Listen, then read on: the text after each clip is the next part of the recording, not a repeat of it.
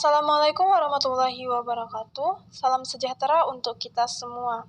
Sebelumnya, terima kasih atas kesempatan yang telah diberikan kepada saya, Fadilah Afifah dari Universitas Negeri Padang, untuk mempresentasikan hasil penelitian kelompok saya bersama Alyasa Fadiyahaya dan Yosepin Manalu dengan judul Kesadaran Siswa SMA Negeri 2 Kota Sungai Penuh, Provinsi Jambi terhadap pentingnya pendidikan seks di sekolah menengah.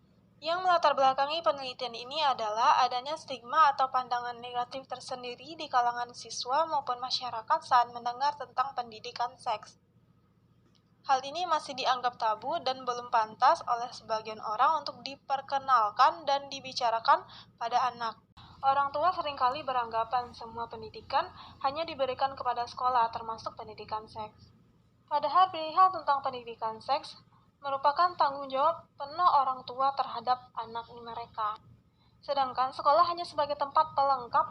Karena seperti yang kita ketahui, sekolah juga tidak ada kurikulum yang membahas tentang pendidikan seks, sehingga pendidikan seks pada remaja kadang terabaikan.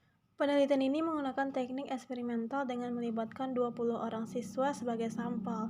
Dilakukan di SMA Negeri 2 Kota Sungai Penuh, Provinsi Jambi pada bulan November 2021.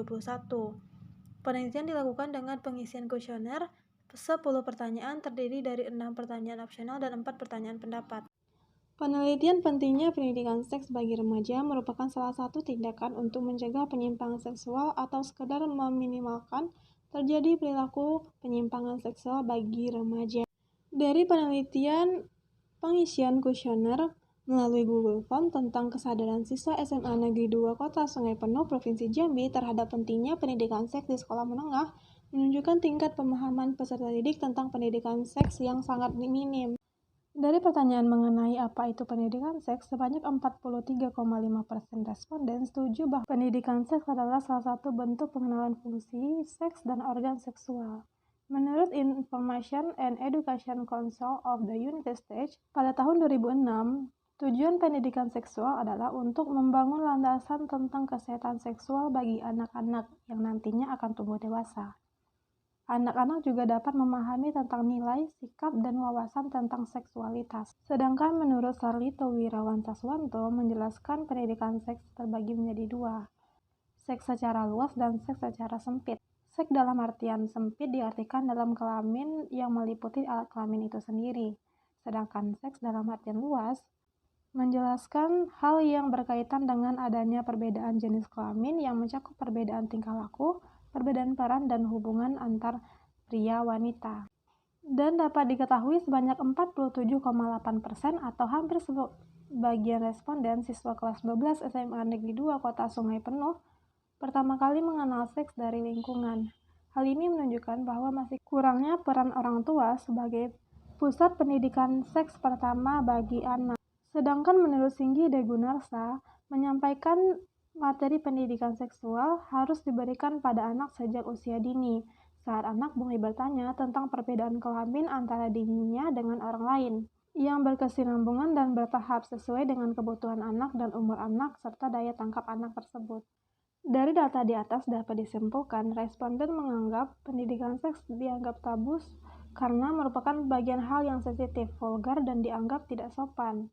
Sehingga pembicaraan mengenai seks ataupun pendidikan seks tidak pantas dibicarakan oleh anak di bawah umur atau remaja. Padahal menurut Madan, seks bukan suatu hal yang tabu untuk dibicarakan dan harus diperkenalkan sedini mungkin pada anak-anak dengan bahasa yang sesuai usia mereka.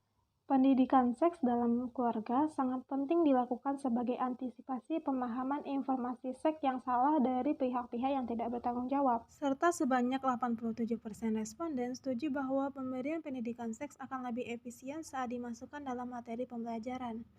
Hal ini menunjukkan bahwa sekolah juga memiliki peran penting dalam pemberian pendidikan seks secara tepat melalui materi pendidikan seksual bagi remaja. Diharapkan agar apa yang didapat di rumah mereka dapat di sekolah. Serta pertanyaan mengenai apakah pemahaman pendidikan seks bagi seorang remaja dapat menekan pernikahan dini. Ditemukan bahwa 65,2% responden setuju dan 34,8% lainnya tidak setuju. Hal ini bisa terjadi karena beberapa hal. Menurut Kumalasari, faktor mempengaruhi pernikahan dini di Indonesia seperti faktor budaya, ekonomi, pendidikan, dan faktor lainnya.